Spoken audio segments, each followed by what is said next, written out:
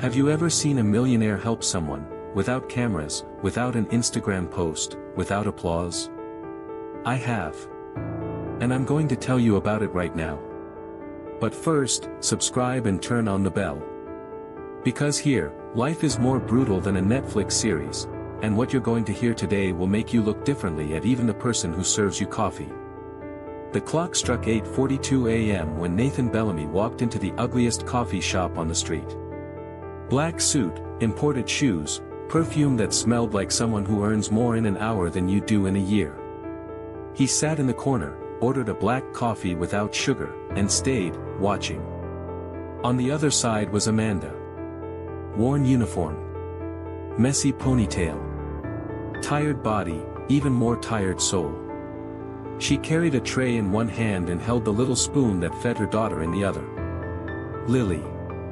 7 years old. Wheelchair bound. Diagnosis: severe cerebral palsy. A smile so sweet it tore at your heart. Big, lively eyes, hungry for love and cornstarch with banana. Amanda did everything at once. She took orders, ran back, fed her daughter, wiped her mouth, got the wrong change, apologized. And Nathan couldn't take his eyes off her. It wasn't voyeurism. It wasn't pity. It was something deeper. Something he didn't even remember existed. He had enough money to buy 10 identical coffee shops. He had stocks, real estate, a helicopter, and even an ex-model telling him, "Come back, love," on WhatsApp. But none of that made him get up. Only Amanda. Nathan wasn't a Nutella bourgeois. He grew up screwed. Absent father, sick mother. He ate bread and wind. But he buried it in his mind like someone erasing a photo from the past. He became a Wall Street wolf. Cold. Money in his eyes. Love only for his bank balance. Until today. Amanda tried to hide her tears when the spoon fell and stained her daughter's blouse. The woman at the next table frowned. Amanda apologized. The woman ignored her. Nathan smiled sarcastically. Because there was the real Brazil, the poor helping the poor, and the rich pretending not to see. He could have left. He had a meeting with investors from Saudi Arabia. But he stayed. Amanda knelt on the floor to clean her daughter's chair. The manager walked by, pretending not to see. The customers whispered. And Lily kept smiling. Nathan downed his coffee in one gulp. He looked at his watch. He sighed. And muttered, "Enough." You think he left a $500 tip and left like a hero? Ha ha ha. You still don't understand who Nathan Bellamy is. In the next excerpt, you'll see what he did that made the manager lock herself in the bathroom because she was crying so much. And hey, don't take your finger off the subscribe button. Because this story is just getting started. The spoon fell again. Amanda crouched down to clean it up. No one helped. Nathan Bellamy got up from the table. Slowly. Coldly. Lethal. He walked over to the counter, where Amanda was trying to hold back her tears. Need some help? His voice was low, firm, surgical. She looked at him as if she had heard him wrong. A suited customer offering help. That didn't even happen in motivational videos on TikTok. She forced a smile. I'm fine, sir. Thank you. You're not. You're falling apart inside. Just like the coffee here, burnt. Dead silence. Everyone in the restaurant stopped chewing. The manager stepped forward. Sir, if you have a complaint, you can. Nathan raised his hand. The woman fell silent. He pointed to the wheelchair. Is she your daughter? Amanda nodded, not understanding where this was going. Nathan looked down at Lily. The girl smiled as if he were Santa Claus. She's beautiful. And you're a lioness. Amanda swallowed hard. She has cerebral palsy, she needs physical therapy, speech therapy, a better chair, special food. But I can't afford it. I work 2 shifts here. I do what I can. She spoke as if she already knew that no one would help. But Nathan just listened. As if he were recording everything to use later. When she finished, he took a black card out of his pocket. Matte. Made of a strange material. It looked more expensive than her iPhone. He handed it to Amanda. This is my foundation. I'm putting you on the lifetime list. Your daughter will have everything she needs. Physical therapy, follow-up care, transportation, school. Full time. Forever. Amanda looked at the card. Then at him. But, why? You don't even know me. Nathan smiled awkwardly. Because I know the pain of not having anyone. Because you didn't ask. And because, it was time for someone to do something. The manager coughed awkwardly. Customers murmured. A woman at the corner table began to cry. Amanda wanted to return the card. Nathan shook his head. You've already paid. With every sleepless night. Every spoonful you fed him. Every day you didn't give up. Nathan turned around. He looked like he was leaving. But he stopped at the door. He took out his cell phone. He dialed a number. It's here. Buy it. Now. Amanda, still in shock, could only whisper. Buy it? Nathan smiled. Ironically. Insanely. That coffee shop. I'm buying it. The silence was louder than if he had fired a gun. The manager's eyes widened. What do you mean, buying it? Literally. Today. I want the contract signed before lunch. And then, it'll be yours, Amanda. She blinked, thinking it was a joke. Yours. Half yours. The other half will be used to employ other mothers like you. Who are struggling. Alone. Forgotten. This will be more than a cafe. It will be a shelter. It will be a bridge. It will be an answer. Amanda fell to her knees. Nathan knelt down beside her. He took her hand. Firmly. Never wash dishes to pay for medicine again. The manager started to cry. The customers began to clap. The woman in the corner stood up and hugged Amanda.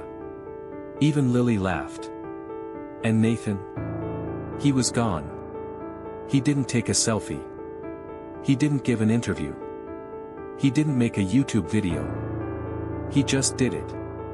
Like someone who knows that doing the right thing is shutting the fucking world up with attitude. Amanda quit her job. She signed the contract. Today she owns the place. And she's already hired 2 other single moms from the community. And Lily?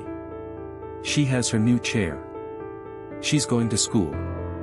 And she's laughing more than ever. All because a millionaire stopped running, and listened. Think it's over, boss? It's just the beginning. You'll see what Amanda did with the gift she received, and how Nathan's dirty past came back to haunt him. Subscribe now, because the ending of this story is unbelievable. And if you're already crying, take a deep breath, there's more. What was once a dirty coffee shop with burnt coffee, became Café Esperanza, Coffee Hope. Right at the entrance, a new sign, made with recycled wood and pride. Founded with love, sustained by courage. Amanda renovated the space. She replaced the rotten chairs with comfortable furniture. She created a kid-friendly corner. She installed a special chair just for Lily, with her name engraved on the back. But the coolest thing? She created a project called Mothers Who Don't Break. Here's how it worked. Every week, a single mother with a special needs child was trained to work there. Part of the cafe's profits went toward buying medication and equipment for the families. Every Friday, there was a conversation circle in the back of the room. Tears, hugs, and hot coffee. Amanda didn't become a businesswoman. she became a revolution. And it all started with that silent gesture, from a man who disappeared. Nathan Bellamy vanished. Nothing on Google. No posts. No new companies under his name. Until, an envelope arrived in the mail. No return address. Inside, a signed document, the definitive transfer of the coffee shop to Amanda's name. With a letter. It was short. Use this better than I would have. Don't look for me. I'm not trying to pay for my sins. I'm just trying to stop you from creating yours. N. Amanda cried for 2 hours. But she didn't know that Nathan's past was coming like a train without brakes. While Amanda became a symbol of local hope, news sites began to pop up. Nathan Bellamy's company is being investigated for money laundering and tax evasion. Accounts frozen. Federal intervention. 2 partners arrested. What's more, they discovered that the foundation that helped special children was also involved in illegal cross donations. But his name? It never appeared on the warrants. Some said Nathan had fled to Morocco. Others said he had disappeared in the Andes. And the craziest said he was sick and wanted to leave a legacy before he died. But Amanda kept quiet. She knew the coffee shop was clean. She knew the money she received was clean. She knew he was dirty. But that day, it was the cleanest day of all. It was a Monday. It was raining. Amanda was closing the cash register when a woman walked in. Her hair was wet, her expression tense. I'm sorry. I saw the sign. I need to work. I have a son with muscular dystrophy. I can't take it anymore. Amanda didn't hesitate. She told her to sit down. She brought her a coffee. She asked, "What's his name?" "Noah. 5 years old." Amanda smiled. She wrote it down on a piece of paper. She handed it to the woman. "Come back tomorrow. At 8 a.m. You'll start with us." The woman cried right there. At the counter. And at that exact moment, a black pickup truck stopped across the street. Inside, a bald man with a scruffy beard and a cap to hide his face was watching. It was Nathan. He watched the scene for a few seconds. Then, he started the engine and drove away. Without honking. Without saying goodbye. Amanda continues with the coffee. Lily is fine. The project serves 34 mothers. And the legend of Nathan? It continues. No one has seen him since. But on the cash register at the coffee shop, stuck with old tape, there is a handwritten note. Kindness doesn't clean up the mess we've made. But it can prevent others from getting dirty too. Signed, the one who saw. If you've made it this far, comment now. I saw what he did. Because you saw. And now you have a choice. Either turn your face away like most people. Or get up and do what no one else does. And don't forget, sign up, activate the bell, because the next story involves a beggar, a luxury car, and a secret that even the police couldn't figure out. Real life doesn't need a script. Just courage. This was another story that the world ignored. But here, we throw it in your face.